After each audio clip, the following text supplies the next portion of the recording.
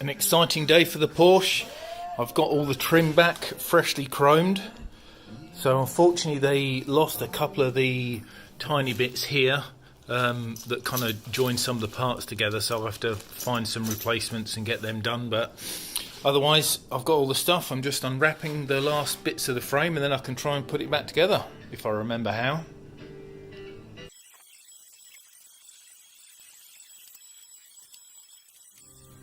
Just about to start putting the door frame together, but before I do that I thought I'd do the lock because I need to move the windows up and I won't be able to get back in the car. So the first thing I found out, kind of logical really, is that the chrome adds a very thin thickness to the parts. So the ones that used to slot together, as you can see here, don't fit together. So now I'm going to grab a Dremel and just take off a thin layer of the chrome so I can get the parts back together. Here the handle's assembled, so you can kind of see the copper there, which I think is the undercoat they do before they chrome the aluminium. The last thing to do before finishing assembly of locks is greasing inside this bit here, because the catch goes in and it needs to move freely, and then the other one is just a little bit of blue Loctite on the screw so it doesn't fall out when you're doing your rally driving. So that one's done, ready to go in the car. This one. Here's my newly chromed driver's side door. Here's the bag of bolts. Let's see if I remember how it goes together. Get my bolts in order before I do anything else.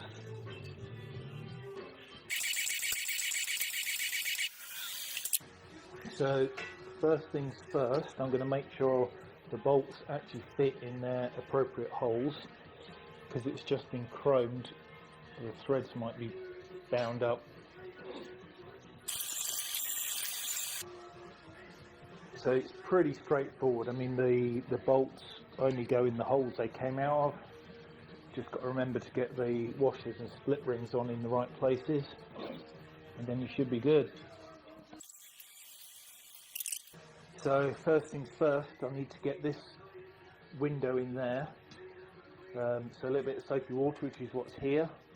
I was going to replace the seams, but these are fine, so I'm going to leave it.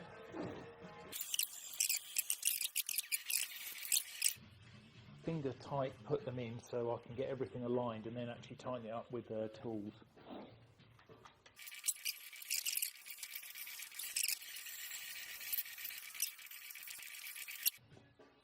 So now I can tighten up the bolts, it will pull that in, and then that's the frame together pretty much.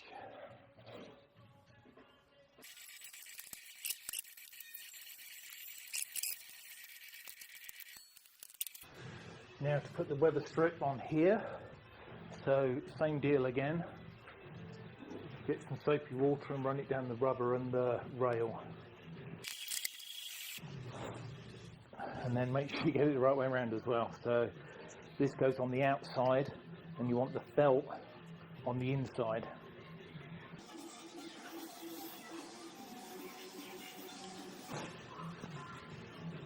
And then you've got these clips which just slide down the rail on the inside, and it's good for put on the car.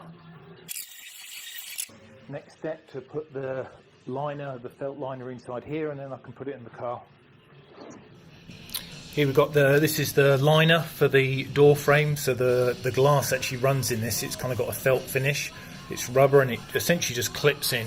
It's just annoying to get it in the corners, so what you want to do is try and get this corner in, work your way across, and then you might end up with a little extra, and then you can kind of just undo it and push it back in and then just come down the sides. So that's the approach I'm going to go with, see how it works. And once you've got it in, it kind of goes the whole way in and clips in, and you'll know it's in the right spot because it just feels where it should be.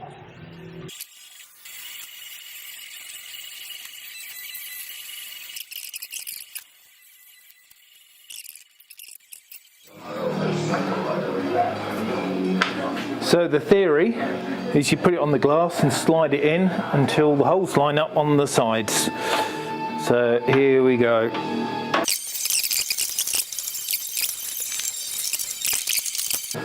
So that's roughly where it should go.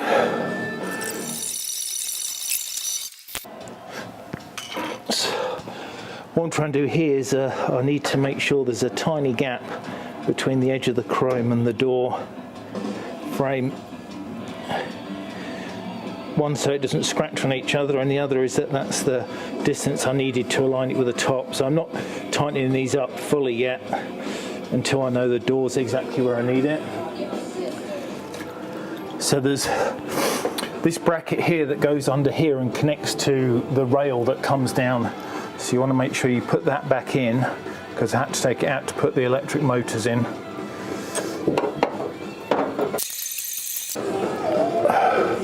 And then you've got the last bit, so this goes onto the rail, into the bolt and through the bracket.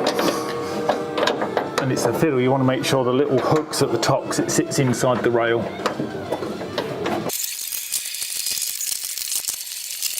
So the door handles should just slot in, but you can just see there I've just filed off a little bit of the chrome and the copper so it fits through the hole. It was a tight, snug fit. So essentially they just kind of hook in like that, go through, and then you bolt them from the other side. So it's an easy job.